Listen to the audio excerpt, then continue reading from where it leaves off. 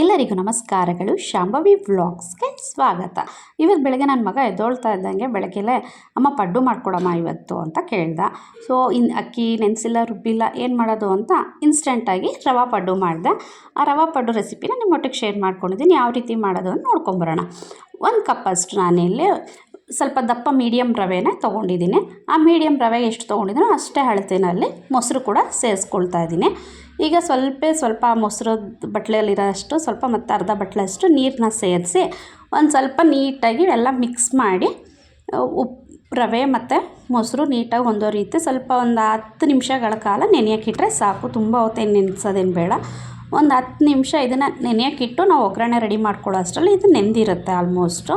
ಈ ರೀತಿ ಒಂದು ಸರ್ತಿ ನೀಟಾಗಿ ಎಲ್ಲೂ ಗಂಟೆ ಇಲ್ಲದೆ ಇರೋ ರೀತಿ ನೀಟಾಗಿ ಒಂದು ಸರಿ ಮಿಕ್ಸ್ ಮಾಡಿ ಒಂದು ಪ್ಲೇಟ್ ಮುಚ್ಚಿ ಒಂದು 10 ನಿಮಿಷಗಳ ಕಾಲ ನಾನು ಈ ರೀತಿ ನೆನೆಯೋಕ್ಕೆ ಬಿಟ್ಟಿದ್ದೆ. ಫಸ್ಟ್ ಟೈಮ್ ನಮ್ಮ ವಿಡಿಯೋ ನೋಡ್ತಾ ಇದ್ದರೆ ಈಗಲೇ ಸಬ್ಸ್ಕ್ರೈಬ್ ಮಾಡ್ಕೊಳ್ಳಿ. ಹಾಗೆ ಪಕ್ಕದಲ್ಲಿರೋ ಬೆಲ್ ಐಕನ್ನ ಪ್ರೆಸ್ ಮಾಡೋದು ಮರಿಬೇಡಿ. ನಮ್ಮೆಲ್ಲ ವಿಡಿಯೋ ನೋಟಿಫಿಕೇಷನ್ ನಿಮ್ಗೆ ಬರುತ್ತೆ. ವಿಡಿಯೋ ಫಸ್ಟ್ ನೋಡ್ಬೋದು. ಈಗ ಒಗ್ಗರಣೆಗೋಸ್ಕರ ಬಾಣಲಿಗೆ ಎಣ್ಣೆ ಕಾಯೋದಕ್ಕೆ ಇಟ್ಕೊಂಡಿದ್ದೀನಿ. ಈಗ ಎಣ್ಣೆ ಕಾದ ನಂತರ ಸ್ವಲ್ಪ ಸಾಸಿವೆ, ಹಾಗೆ ಒಂಚೂರು ಕಡಲೆಬೇಳೆ, ಒಂಚೂರು ಉದ್ದಿನಬೇಳೆ ಕೂಡ ಹಾಕಿ ಸ್ವಲ್ಪ ಗೋಲ್ಡನ್ ಬ್ರೌನ್ ಬರೋವರೆಗೂ ಫ್ರೈ ಮಾಡ್ಕೋಬೇಕು. ನಮಗೆ ಈ ರವೆ ಪಡ್ಡು ನನಗೆ ಒಂದು ಸ್ವಲ್ಪನೂ ಎಲ್ಲೂ ನಿಮಗೆ ರವೆ ಹಾಕಿದ್ದೀನಿ ಅಂತಲೇ ಗೊತ್ತಾಗೋದಿಲ್ಲ. ಮತ್ತು ಟೇಸ್ಟು ಅಷ್ಟೇ ನಿಮಗೆ ನಾರ್ಮಲ್ ಅಕ್ಕಿ ಪಡ್ಡು ಏನು ಮಾಡ್ತಿರೋ ಅದಕ್ಕಿಂತ ತುಂಬಾ ಚೆನ್ನಾಗಾಗಿತ್ತು. ಒಂದು ಸಾರಿ ಟ್ರೈ ಮಾಡಿ ಹೇಗೆ ಬಂತು ಅಂತ ಕಮೆಂಟ್ ಮಾಡಿ ತಿಳಿಸೋದನ್ನ ಮರಿಬೇಡಿ. ಈಗ ಸ್ವಲ್ಪ ಸಣ್ಣಗೆ ಹಚ್ಚಿರೋಂಥ ಈರುಳ್ಳಿ ಕೂಡ ಸೇರಿಸ್ಕೊಳ್ತಾ ಇದ್ದೀನಿ. ಇದಕ್ಕೆ ಈರುಳ್ಳಿನೂ ಹಾಕಿ ಒಂದು ಸ್ವಲ್ಪ ಲೈಟಾಗಿ ಫ್ರೈ ಮಾಡ್ಕೊಳ್ಳೋಣ.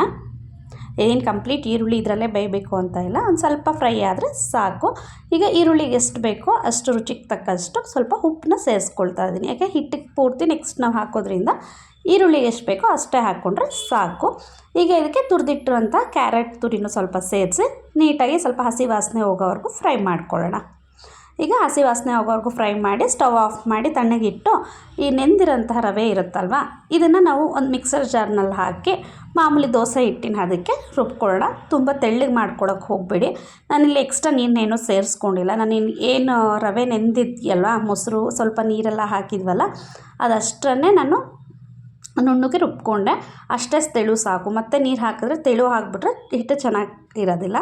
ಈಗ ದೋಸೆ ಹಿಟ್ಟಿನ ಅದಕ್ಕೆ ರುಬ್ಕೊಂಡು ಈ ತಣ್ಣಗಾಗಿರೋಂಥ ಒಗ್ಗರಣೆಗೆ ಮಿಕ್ಸ್ ಮಾಡ್ಕೊಳ್ತಾ ಇದ್ದೀನಿ.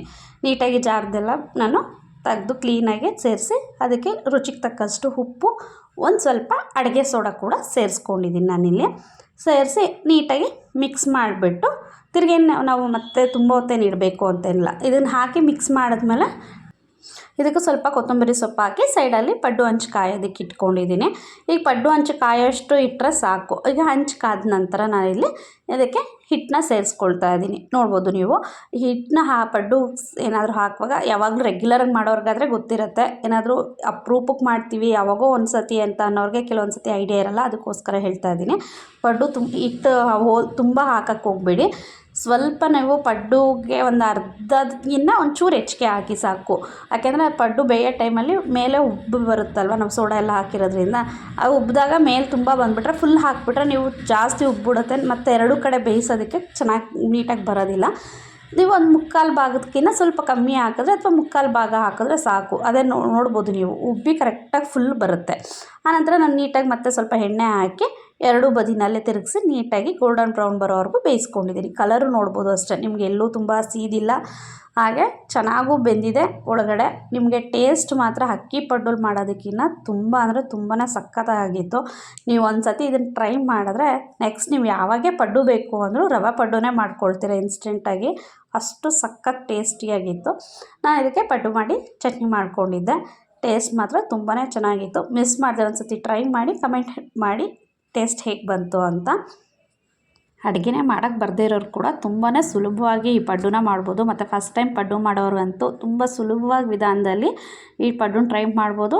100% ರಿಸಲ್ಟ್ ಸಿಗೋದು ಗ್ಯಾರಂಟಿ. ಒಂಚೂರು ಎಲ್ಲೂ ನಿಮಗೆ ಪಡ್ಡು ಕಿತ್ಕೊಳ್ಳೋದಿಲ್ಲ, ಹಾಗೆ ಮತ್ತು ಗಟ್ಟಿ ಆಗಲ್ಲ, ಸೀದೋಗಲ್ಲ. ಒಂದು ಒಳ್ಳೆ ಹದದಲ್ಲಿ ನೀಟಾಗಿ ಚೆನ್ನಾಗಿ ಪರ್ಫೆಕ್ಟಾಗಿ ಬರುತ್ತೆ. ನೀವು ನೋಡ್ಬೋದು ಎಷ್ಟು ಕಲರ್ಫುಲ್ಲಾಗಿ ರೌಂಡಾಗಿ ಎಷ್ಟು ಚೆನ್ನಾಗಿ ಕಾಣಿಸ್ತಾ ಇದೆ ಅಂದ್ಬಿಟ್ಟು. ತಿಂತಾಯಿದ್ರೆ ಅಂತೂ ಇನ್ನೂ ತಿನ್ನಬೇಕು ಅನ್ನೋ ಅಷ್ಟು ರುಚಿಯಾಗಿತ್ತು. ನೋಡ್ಬೋದು ಒಳಗಡೆನೂ ಅಷ್ಟೇ ತುಂಬ ಸಾಫ್ಟಾಗಿ ಚೆನ್ನಾಗಿ ಬೆಂದಿತ್ತು. ಕೆಲವೊಂದು ಸತಿ ಹಿಟ್ಟು ತುಂಬ ದಪ್ಪ ಆಗಿಬಿಟ್ರೆ ಸರಿಯಾಗಿ ಇದಾಗಿಲ್ಲ ಅಂದರೆ ಮೇಲೆ ಸಿದೋದಂಗೆ ಕಾಣಿಸ್ಬಿಡುತ್ತೆ, ಒಳಗಡೆ ಸರಿಯಾಗಿ ಹಿಟ್ಟಿಟ್ಟು ಹಾಗಾಗೇ ಇರುತ್ತೆ. ಬಟ್ ಈ ರವೆನಲ್ಲಿ ಮಾಡಿರೋದು ಒಂದು ಸ್ವಲ್ಪನೂ ಆಗಿಲ್ಲ. ಟೇಸ್ಟ್ ಮಾತ್ರ ತುಂಬಾ ಸಕ್ಕತ್ತಾಗಿತ್ತು. ವಿಡಿಯೋ ಇಷ್ಟ ಆಗಿದ್ರೆ ಲೈಕ್ ಮಾಡೋದನ್ನು ಮರಿಬೇಡಿ. ಹಾಗೆ ಮತ್ತೊಂದು ಒಳ್ಳೆ ವಿಡಿಯೋ ಒಟ್ಟಿಗೆ ಮುಂದಿನ ವಿಡಿಯೋದಲ್ಲಿ ಸಿಗೋಣ. ಧನ್ಯವಾದಗಳು.